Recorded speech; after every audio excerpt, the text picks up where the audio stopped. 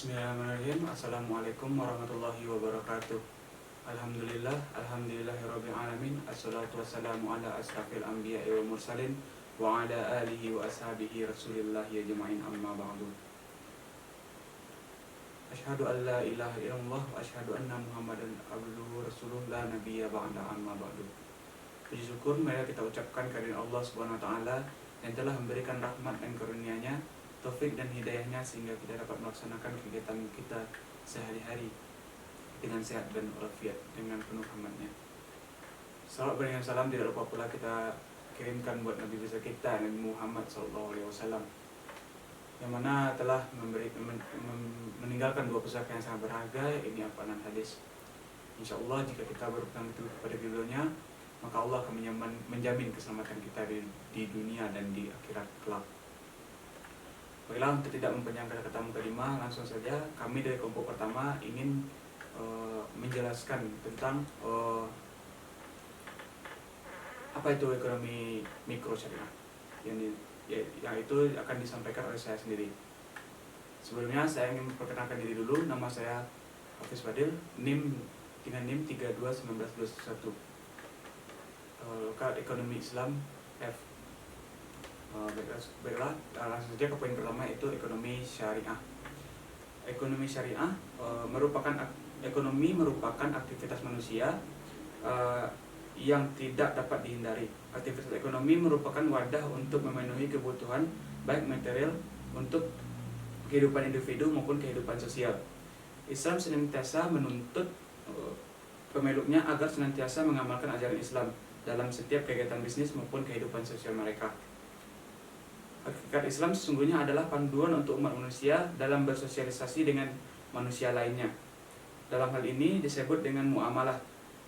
Ekonomi dalam Islam bukan hanya sebatas teori, melainkan telah menyatu dalam agama.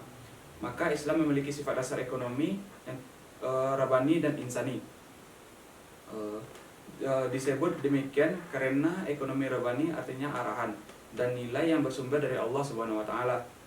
Sedangkan ekonomi insani artinya adalah sistem ekonomi yang dilakukan dengan tujuan untuk memakmurkan dan mensejahterakan umat manusia. Ekonomi syariah dalam bahasa Arab disebut dengan al-iqtisad al-islami. Al-iqtisad secara bahasa bermakna al-qasdu, yaitu pertengahan dan keadilan. Maksud dari pertengahan adalah orang yang melakukan aktivitas ekonomi Islam harus berlaku jujur, lurus, dan selalu dalam kebenaran. Ekonomi syariah adalah sebuah sistem ilmu pengetahuan yang menyoroti masalah perekonomian. Sama seperti konsep ekonomi konvensional lainnya, dalam sistem ekonomi ini nilai-nilai keislaman sangat penting sebagai fondasi untuk dilakukannya kegiatan perekonomian tersebut. Selanjutnya, menurut beberapa ahli, menurut Monzer Khaff, ekonomi syariah adalah ekonomi pada umumnya merupakan definisi tentang perilaku manusia dalam kehidupan sehari-hari dengan memanfaatkan sumber produksi yang ada untuk diproduksi dan dikonsumsi untuk mendapatkan manfaat dari hal tersebut. Mungkin sekian dari presentasi dari saya. Kalau ada kata-kata yang salah mohon dimaafkan. Selanjutnya akan dilanjutkan oleh rekan saya Karen. Kepada Karen, disilakan. Saya Karen Azikra akan menjelaskan tentang ruang lingkup ekonomi mikro. Ruang lingkup ekonomi mikro Islam menekankan kajian dengan pendekatan rekonstruksi, yaitu mengikuti pola pembahasan yang sudah ada dalam ekonomi konvensional, tetapi melakukan kritikan terhadap hal yang tidak sesuai dengan syariat Islam. Bisa mengganti atau bahkan mengubah total model ekonomi mikro yang ada pada konvensional. Misalnya sebagai berikut. Yang pertama, perilaku konsumen dengan pendekatan kardinal dalam ekonomi konvensional menggunakan pendekatan utility. Maka dalam ekonomi Islam menggunakan pendekatan maslahah. Yang kedua, perilaku konsumen dengan pendekatan ordinal. Dengan pendekatan konvensional, menggunakan indiferen dan budget line. Maka dalam ekonomi Islam menggunakan ISO maslahah dan budget lain yang dikonstruksi dengan memasukkan variabel yang diwajibkan syariat. Dan yang ketiga, kajian monopoli dalam terminologi pasar konvensional mendapatkan kritik dengan menggunakan pendekatan ekonomi Islam. Tiga hal tersebut merupakan suatu contoh bagaimana ruang lingkup ekonomi mikro dalam perspektif Islam. Baiklah, saya Sylvia akan melanjutkan bagian yang B, yaitu kerangka teori ekonomi mikro syariah. Pembahasan ekonomi mikro syariah, faktor moral atau norma yang terangkum dalam tatanan syariah akan ikut menjadi variabel yang penting dan perlu dijadikan sebagai alat analisis. Ekonomi mikro Islam menjelaskan bagaimana sebuah keputusan diambil oleh setiap unit ekonomi dengan memasukkan batasan-batasan syariah sebagai variabel yang utama. Dalam ekonomi mikro Islam, kita menganggap bahwa basic ekonomi, variabel-variabel ekonomi hanya memenuhi segi necessary condition, sedangkan moral dan tatanan syariah akan memenuhi unsur sufficient condition dalam ruang lingkup pembahasan ekonomi. Assalamualaikum warahmatullahi wabarakatuh. Nama saya Resti Lisani, NIM 3219217. Akan melanjutkan materi yang C, yaitu rancang bangun ekonomi mikro syariah. Yang pertama, pentingnya belajar ekonomi mikro Islam. Rancang bangun ekonomi mikro Islam adalah ilmu membahas tentang cara, teknik, atau unsur manusia dalam memenuhi kebutuhan primer, sekunder, dan tersier. Secara umum, teori ilmu ekonomi dibagi menjadi dua, yaitu ekonomi mikro dan ekonomi makro. Untuk teori ekonomi mikro sendiri merupakan bidang studi yang menganalisis bagian-bagian kecil dari keseluruhan kegiatan perekonomian. Pokok-pokok yang dianalisis dalam teori ekonomi mikro tersebut adalah bagaimana caranya menggunakan faktor-faktor produksi yang tersedia secara efisien agar kemakmuran masyarakat dapat dimaksimalkan. Selanjutnya, ekonomi makro. Analisis ekonomi makro merupakan analisis terhadap keseluruhan kegiatan perekonomian. Analisisnya bersifat umum dan tidak memperhatikan kegiatan ekonomi yang dilakukan oleh unit kecil dalam perekonomian. Setelah mempelajari mikroekonomi Islam, kita akan mendapatkan keyakinan yang kuat tentang teori ekonomi mikro Islam yang relevan dan dapat diterapkan dalam dunia nyata.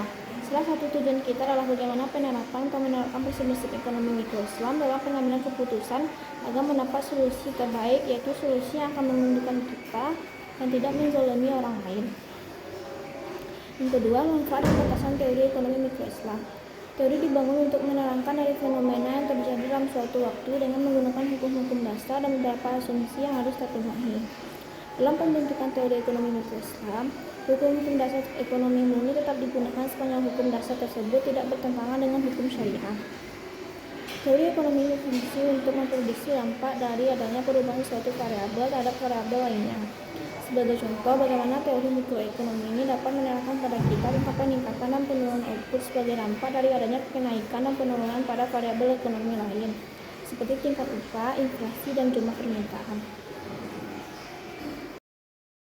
Assalamualaikum warahmatullahi wabarakatuh. Saya Intan Fakra, NIM 3219234 akan melanjutkan presentasi yang berikutnya. Kontribusi ekonomi klasik.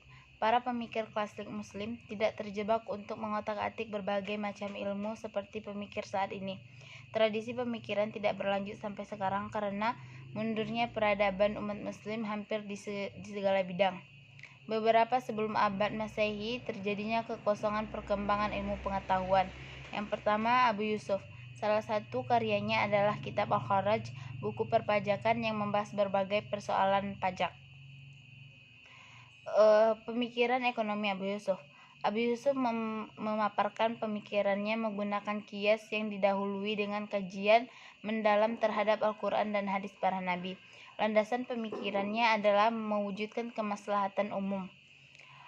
Selain di bidang keuangan publik, Abu Yusuf juga memberikan pandangannya seputar mekanisme pasar dan harga dan apa dampaknya dari adanya berbagai jenis pajak.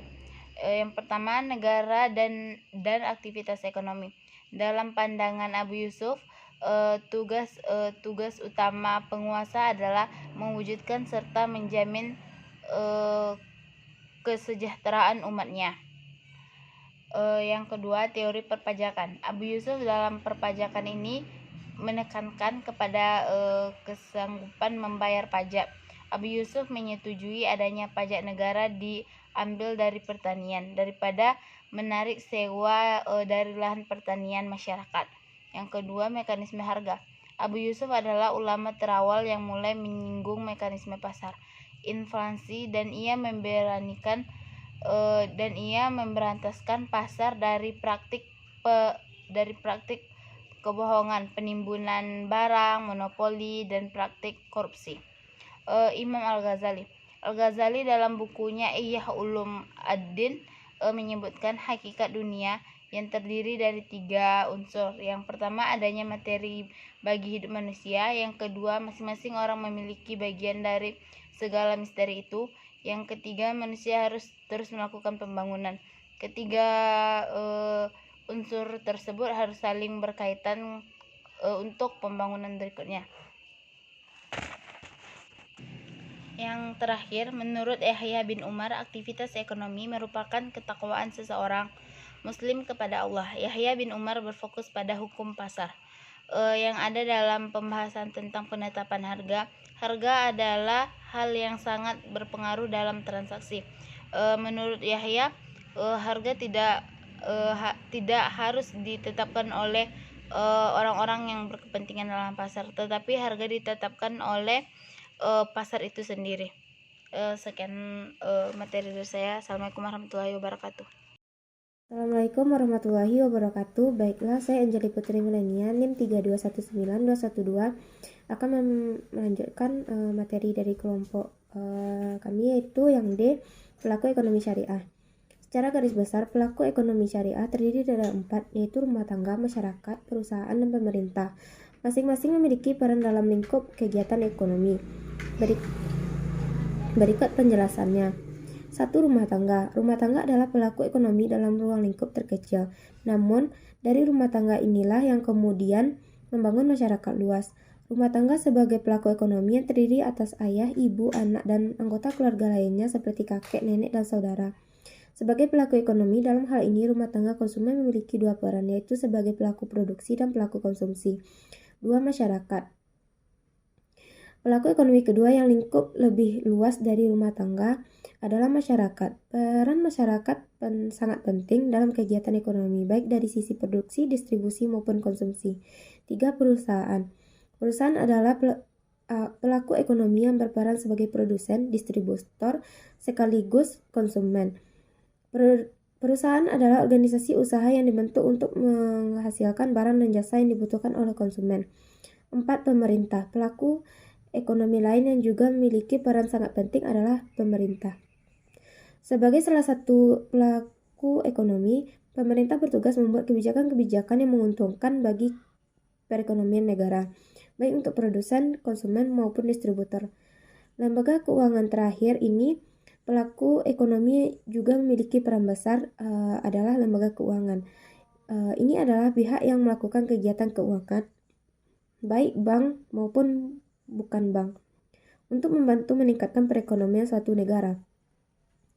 Lembaga keuangan menghimpun dana dari masyarakat dalam bentuk produk simpanan dengan memberikan suku bunga deposito kepada masyarakat, seperti tabungan berjangka, tabungan sekolah, tabungan haji, deposito, safe deposit box, dan produk-produk tabungan lainnya.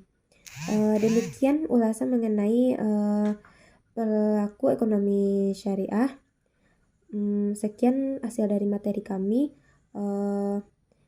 Assalamualaikum warahmatullahi wabarakatuh.